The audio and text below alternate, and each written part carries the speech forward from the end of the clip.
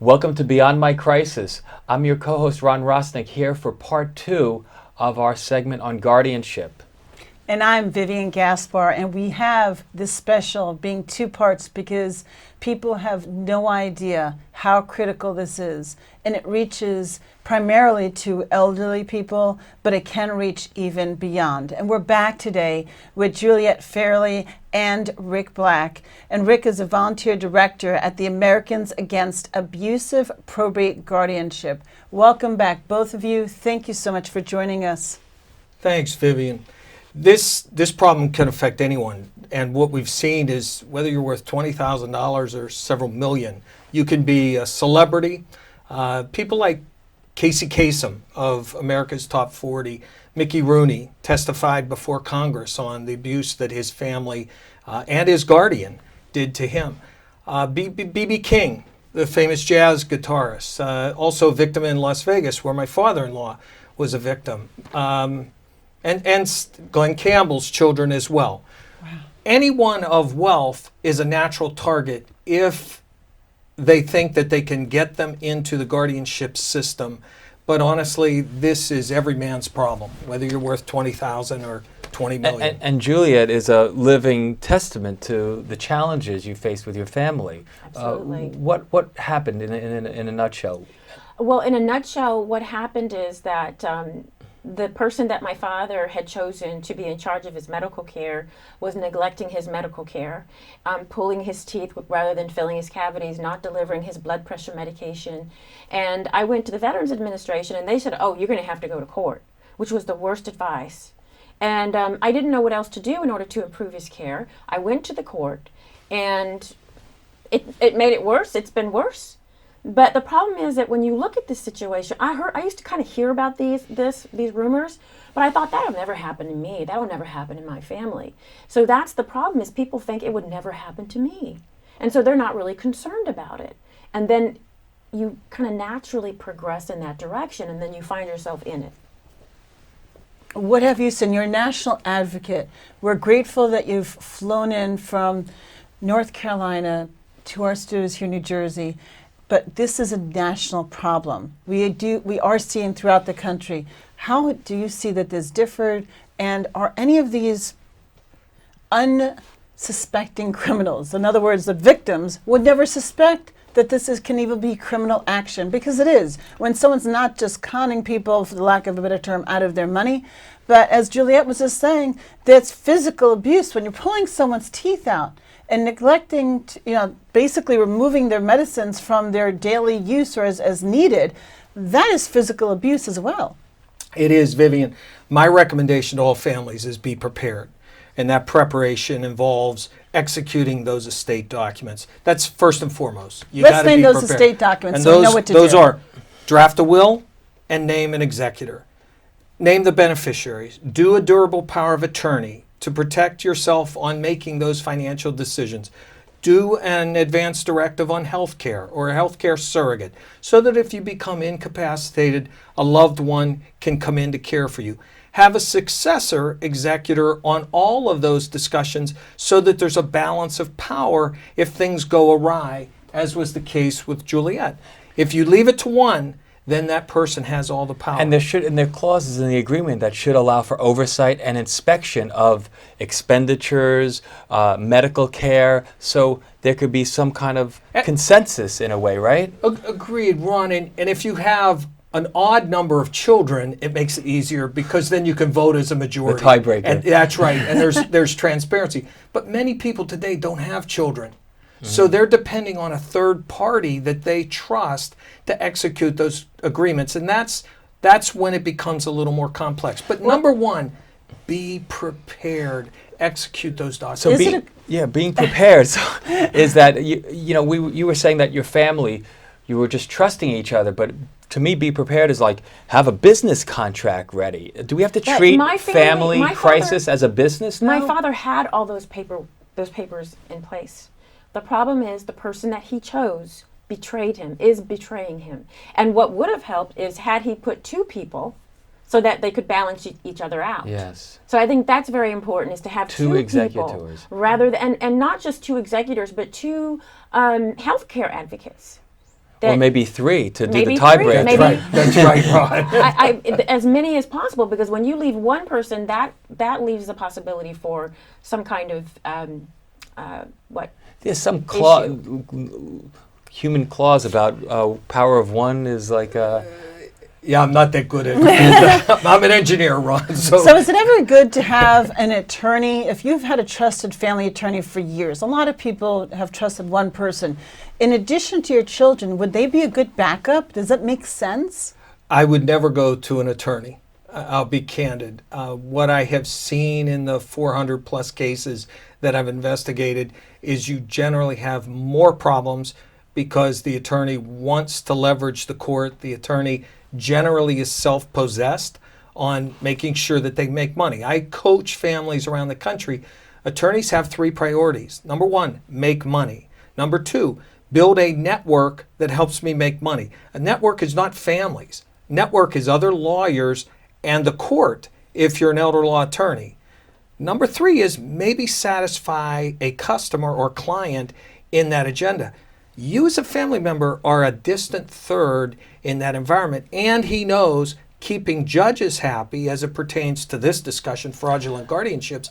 If he keeps a judge happy, he'll make much more money than satisfying a client. right. So in as a perfect world, you would go to court and you would say, look, this person is abusing my father, not delivering his medications, pulling his teeth instead of filling his cavities, etc., etc. And in a perfect world, the judge would say, oh, this is not correct, and we're going to rectify this. But the problem is that there's so many people that have a interest in the money, including the state, right. that it doesn't, the elderly person gets lost in the shuffle. Right, we were talking about attorneys, and you were saying how corrupt attorneys can be. How do we choose an attorney then? What's the system that would help us?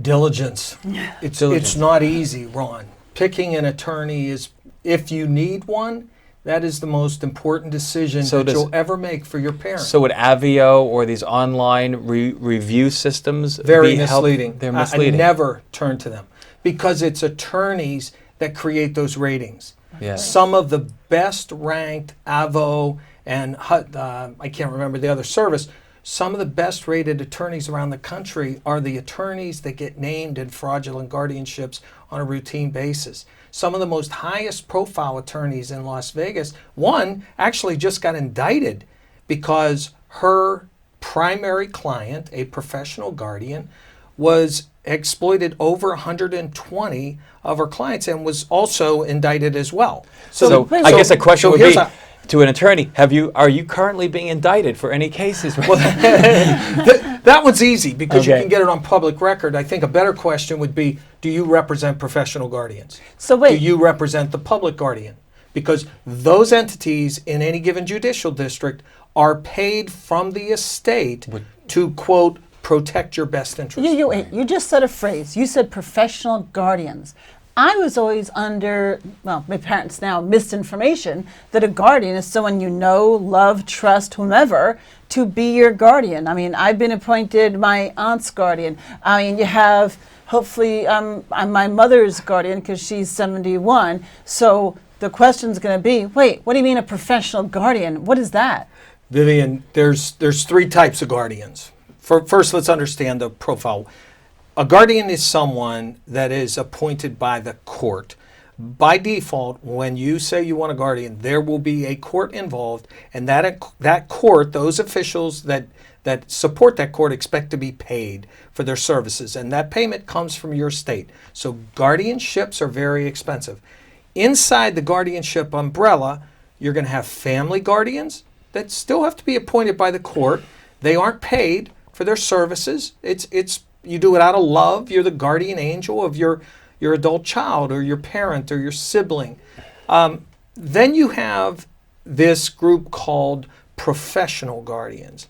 Professional guardians are paid, and they're paid extremely well. Many of them make several $100,000 a year. They charge upwards of $250 an hour. Are they Who are they? licensed? Are they No, attorneys? no. Who are these people? They're- there's no they're regular licensing. people. No. There's no regulatory Let's be board. very clear. Most states, all they have to be is 18 years old. They don't have to have a high school diploma.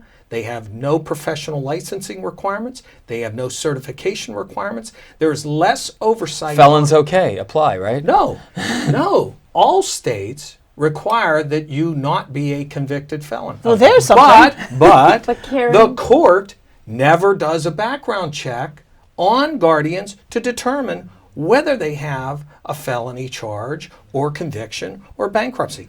Bankruptcy and felony convictions are both named in almost every state. Is there an if- Angie's List that you can? Not that I've seen, but a simple background check would divulge this information on anyone.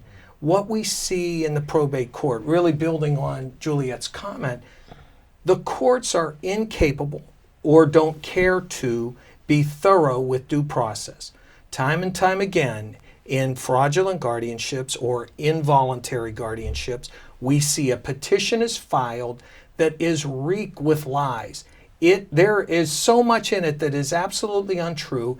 There's no physician's certificate to say that you're incapacitated, and they send it into a court, and a judge has a clerk stamp it, and then the orders Right. are issued. And once those orders are issued, that guardian can run down to the bank and move all of your assets into their control. Over time, over a period of time. Oh, no, in about 10 immediately. minutes. 10 And- minutes, and so they could say, send $2 million out of the account. That's correct. And there's That's no. perfectly That's correct. legal. And And it it- happens all the time. Ron, it all happens the all the time. time. All the What time. how many cases per year does this happen to then, roughly? We estimate right around 15,000. 15,000? There's 100 Nationally? Yes. There's Which is- 176,000, according to the National Center for State Courts, 176,000 adult guardianships were established in 2015. And that rate is growing at double digits. It will triple by 2050. Triple. So this basically is a huge Like crisis. seven It to, is a so huge 7 crisis. to 10% of these cases That's correct. have some amount of fraud in the hopper of. That's of this. correct, Ron. And as I interview folks around the country, and I take all the intake calls for AAAPG as part of my role as a director, what we estimate, we estimate $10 billion are being lost. Familial assets, those assets, yours, your mother's, your dad's, your sister, your Right. brother, because once they're drawn into the probate court system, if you love your family member, those that you have been assigned, you will spend nearly your last penny trying to save that loved one. And they rely on that. I've got your loved one. Isolation is a primary aspect of this. Conquer and them, divide. Starving, Well, Divide and over conquer, right? medicating, isolating them. Wait, who's And doing it's this? True. The Um, guardian and can their do attorneys. Right, and this is called a guardium ad litem. Is that the No, term? no. What is that? These are the guardians and their attorneys. The guardians and their attorneys work very effectively together. We use a phrase: isolate, defame the family, fleece the estate. The intent Isolate, is, defame, and fleece. that's right. Isolate, defame, and fleece. It's all about greed. Fraudulent guardianships, involuntary guardianships are all about greed. I know you have money, and I know if I get you in a guardianship, I will get the enjoyment of your estate. It could be hundreds of years of assets that have been accumulated in a family, and all of a sudden it transfers to a third party. Isolation is part of the scheme because control of the body gives you control of the environment. and control of the, The family. members. the family can't speak for them. They go to the judge and say, "You're too incapacitated to testify. Right. You can't come talk." Then I So control the environment. Both of you feel like you're victims in this. What do you see now that you didn't see before when this started that our viewing audience may be able to learn from your mistakes? Well, I want to say that these professional guardians, that the courts are appointing should be first RNs, registered nurses.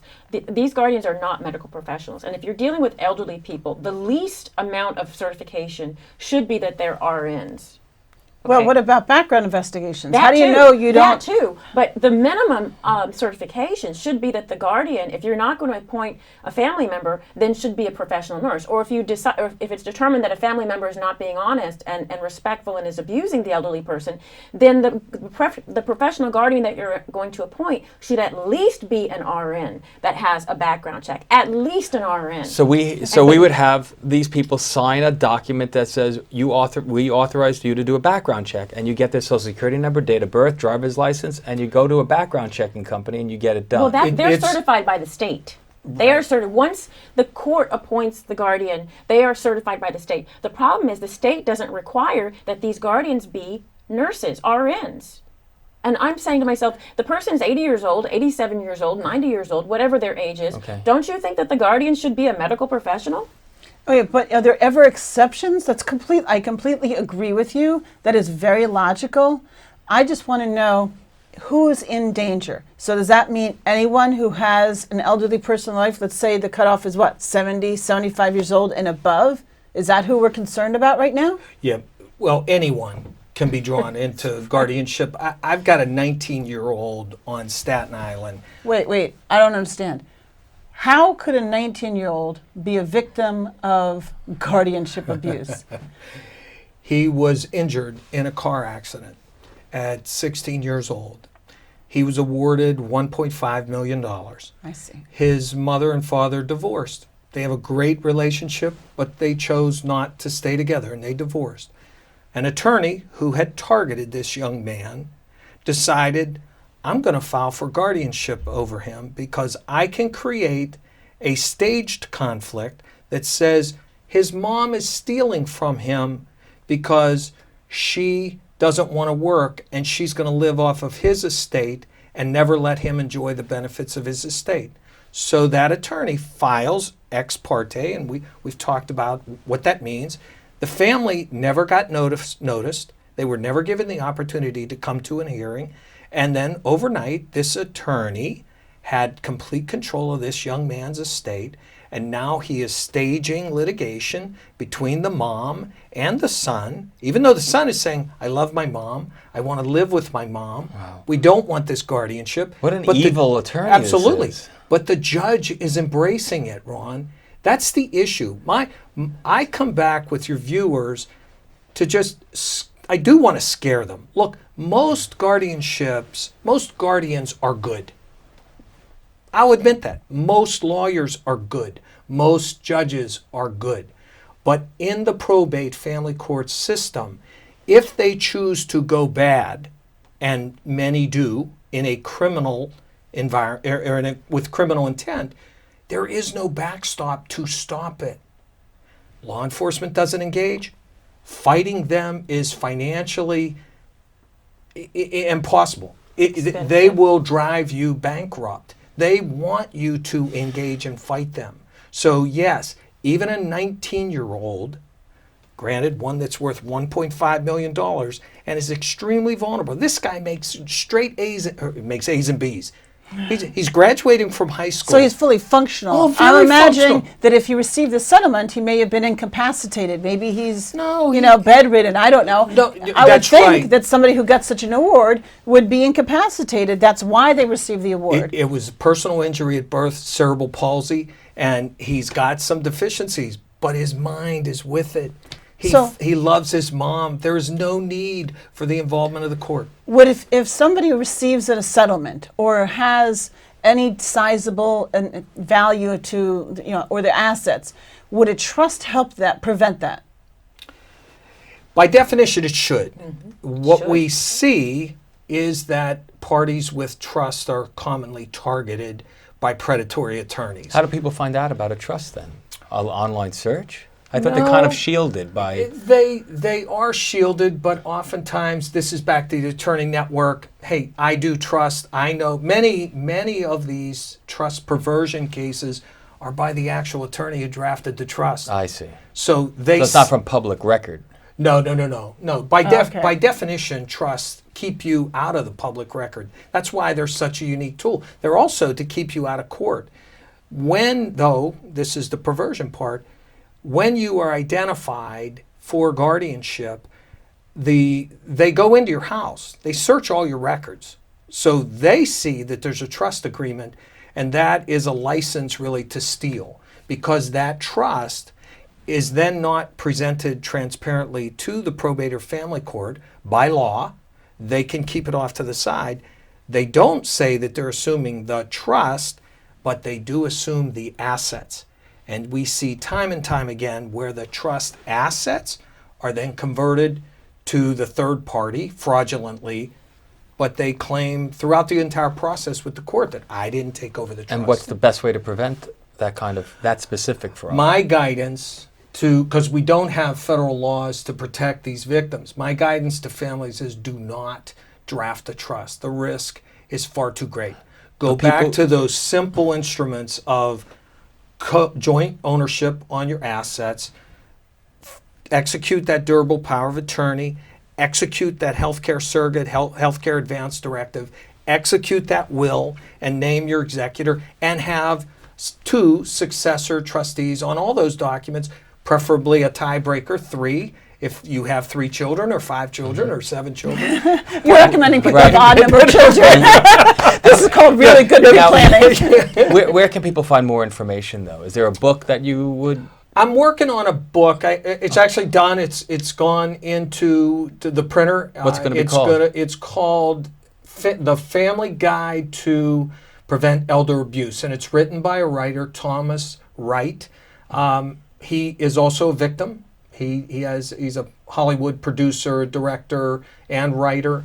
I'm very pleased with what he put together. I was a contributor with 8 or 10 other authors, but it talks about how to identify those risk factors that might place your loved one in a scenario to be not only abused, but in a fraudulent guardianship, and then what to do if you find yourself in that unfortunate position. So there's some light at the end of There this. is. And there's more light too. I've spent the last year and a half lobbying in Washington, D.C. I quit my job 2 years ago. I've been doing this full time as a volunteer. It's very commendable. Well, no, thanks. But this is from the heart.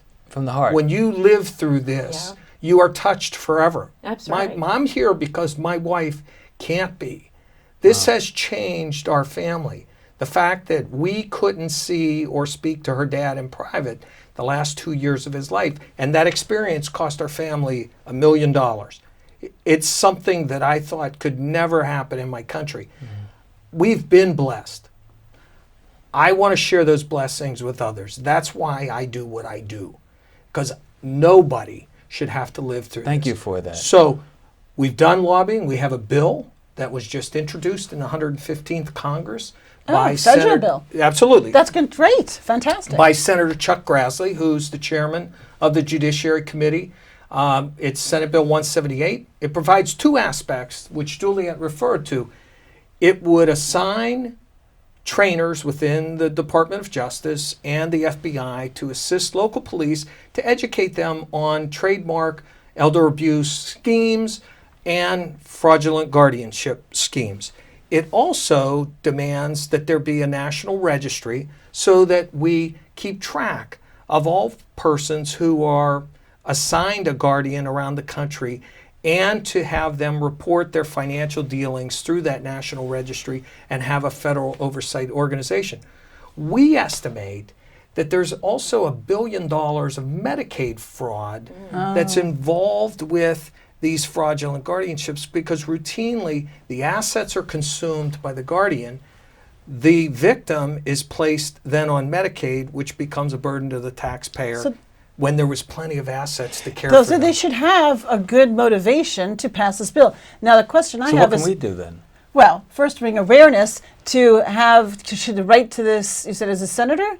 It is Chuck Grassley. Chuck Grassley, maybe to urge for them to pass it. But my question would be, does part of this bill, as far as you're aware, potentially make criminal action for any physical abuse that you're mentioning. I mean, when you said someone's teeth are being pulled out against their will, that is physical abuse. Yes, it is. And also to have more oversight on who's allowed to become this cottage industry of guardians.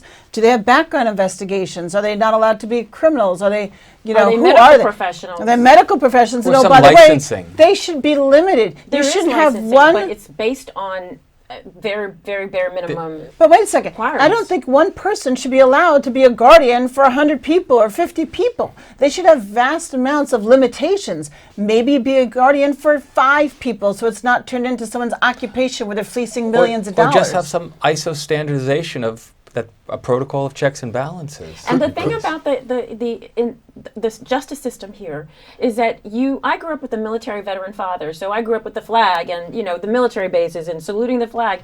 And I believed in the justice system. I believed that if I went to the court that there would be justice. But you would never believe what has unfolded.